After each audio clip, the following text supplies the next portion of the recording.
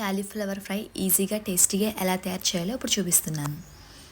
ఒక గిన్నెలో వేడి నీళ్ళు తీసుకోవాలండి. ఆ హాట్ వాటర్లో మనము పసుపు, ఉప్పు కొంచెం మరిగిన తర్వాత ఈ ముందుగా కట్ చేసి పెట్టుకున్న క్యాలీఫ్లవర్ని ఉడికించుకోవాలి. మనం కర్రీ కోసం ఇక్కడ ఫ్రై కోసం ఇక్కడ ఆనియన్స్ తాలింపు కావాల్సినవి తీసుకున్నాము. ఇప్పుడు 2 టేబుల్ స్పూన్ ఆయిల్ యాడ్ చేసుకుని ఇందులో ముందుగా జీలకర్ర, శనగపప్పు, పచ్చిమిర్చి యాడ్ చేసుకుని ఇవి లైట్గా ఫ్రై అవ్వనివ్వాలి. ఇవి లైట్గా ఫ్రై అయిన తర్వాత ఇందులో ఆనియన్స్ కూడా యాడ్ చేసుకోవాలి. ఇప్పుడు ఆనియన్స్ యాడ్ చేసిన తర్వాత మనకి ఈ ఫ్రైకి తగినంత సాల్ట్ అయితే యాడ్ చేసుకోవాలి.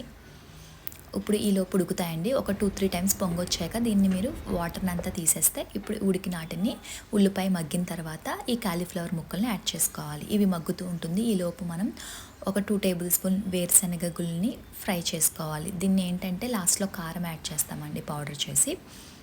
ఇప్పుడు ఇందులోనే ఒక టేబుల్ స్పూన్ ధనియాలు కూడా మీరు లైట్గా ఫ్రై చేసుకోవాలి. ఇవి కూడా లైట్గా ఫ్రై అయిన తర్వాత ఒక మిక్సీ జార్ తీసుకుని ఇందులో మనము ఒక టేబుల్ స్పూన్ జీలకర్ర, ముందుగా వేయించి పెట్టుకున్న ధనియాలు, అలాగే 7-8 వెల్లుల్లి రెబ్బలు వీటిని ఒకసారి గ్రైండ్ చేసుకోవాలి. ఇవి గ్రైండ్ అయిన తర్వాత ఇందులోనే ముందుగా వేయించి పెట్టుకున్న వేరుశనగ గుళ్ళు ఉంటాయి కదండి, ఇవి కూడా వేసుకుని బాగా గ్రైండ్ చేసుకోవాలి. ఇప్పుడు ఇందులోనే సరిపడా కారం, ఒక టేబుల్ స్పూన్ కారం యాడ్ చేసుకుని ఇప్పుడు ఈ కారం పౌడర్ని తయారు చేసుకున్న ఈ కారం పౌడర్ని మనకి ఫ్రై అంతా మగ్గిన తర్వాత లాస్ట్లో 2 టేబుల్ స్పూన్ యాడ్ చేసుకుని ఒక 2 మినిట్స్ కుక్ చేస్తే ఎంతో టేస్టీగా క్యాలీఫ్లవర్ ఫ్రై అయితే రెడీ అవుతుందండి. చాలా టేస్టీగా ఉంటుంది. మీరు తప్పకుండా ట్రై చేయండి.